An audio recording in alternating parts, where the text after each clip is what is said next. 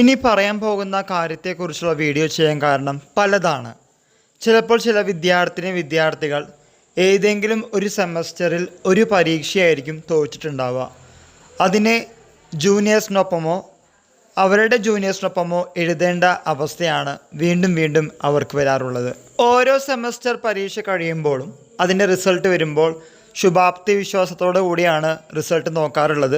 എന്നാൽ ചില റിസൾട്ടുകൾ നമ്മൾ ഉദ്ദേശിച്ച പോലെ വർക്കൗട്ട് ആവാറില്ല. പലപ്പോഴും കമൻറ്റിൽ പറയാറുണ്ട്, നല്ല രീതിയിൽ എഴുതിയതാണ്, ഉറപ്പിച്ച വിജയമായിരുന്നു.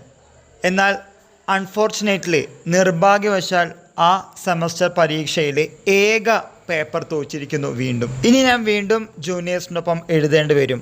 ഇത് ഏത് ജൂനിയേഴ്സ് ആണെന്ന് അറിയില്ല. ജൂനിയറിൻ്റെ ജൂനിയർ, അങ്ങനെ പലതരത്തിലുള്ള ജൂനിയേഴ്സിനൊപ്പം എഴുതേണ്ട അവസ്ഥ.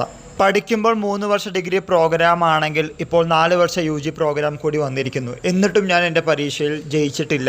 ഓരോ വർഷം കഴിയും തോറും തോൽക്കുമോ എന്നുള്ള പേടിയും ഇനി ഈ സെമസ്റ്റർ പരീക്ഷ എഴുതാൻ പറ്റുമോ എന്നുള്ള വേറൊരു പേടിയും എന്നെ വളരെയധികം ബാധിക്കുന്നു എന്ന് പലപ്പോഴും പറയാറുണ്ട്. അങ്ങനെയുള്ള വിദ്യാർത്ഥികളോട് പറയാനുള്ളത്, നിങ്ങൾ തീർച്ചയായിട്ടും നിങ്ങളുടെ സ്റ്റുഡൻറ്റ് പോർട്ടൽ ചെക്ക് ചെയ്യണം.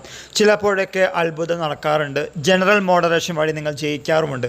അതുകൊണ്ടാണ് നമ്മൾ ഇങ്ങനത്തെ വീഡിയോ ചെയ്യുന്നത്. So don't be panic and go to your student portal and check and recheck whether the subject is passed or not. നിങ്ങൾ എപ്പോഴും നോക്കേണ്ട കാര്യമാണ്. വിജയിച്ചിട്ടുണ്ടെങ്കിൽ തീർച്ചയായിട്ടും കമൻറ്റ് ബോക്സിൽ കമൻറ്റ് ചെയ്യുക. പലരും അങ്ങനെ വിജയിച്ചിട്ടുണ്ട് നിങ്ങളുടെ സെമസ്റ്റർ പരീക്ഷയിൽ. ഇതുമായി റിലേറ്റ് ചെയ്യുന്ന പുതിയ അപ്ഡേറ്റുകൾ കിട്ടുന്ന മുറയ്ക്ക് നിങ്ങളുടെ മുമ്പിൽ ഷെയർ ചെയ്യുന്നതാണ്.